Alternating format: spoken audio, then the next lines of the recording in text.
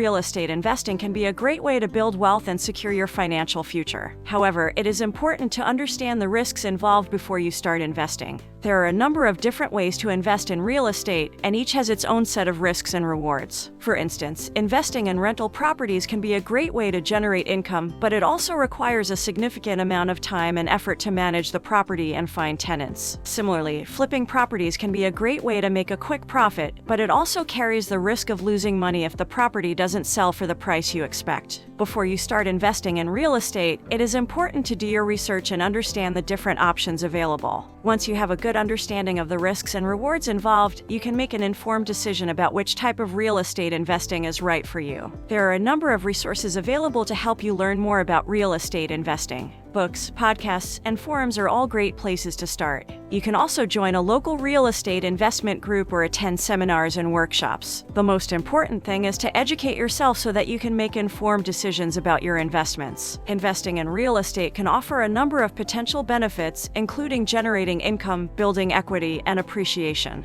When it comes to generating income, rental properties can provide a steady stream of income that can be used to cover expenses or reinvested in the property. Building equity simply refers to the increase in the value of the property over time. This can be due to a number of factors, including market conditions, renovations, and inflation. Finally, appreciation refers to the increase in the value of the property due to market conditions. There are a number of risks associated with investing in real estate, and it's important to be aware of them before you make any decisions. One of the biggest risks is that the property you purchase may not appreciate in value as much as you expect, or it could even decline in value. This risk is usually highest with properties that are in poor condition or in areas that are not growing or attracting new businesses. Another risk is that you may have difficulty finding tenants for your property, which could lead to financial difficulties if you're relying on rental income to make mortgage payments. There are also a number of other risks to consider, such as the possibility of natural disasters, changes in the local economy, and the death of a tenant.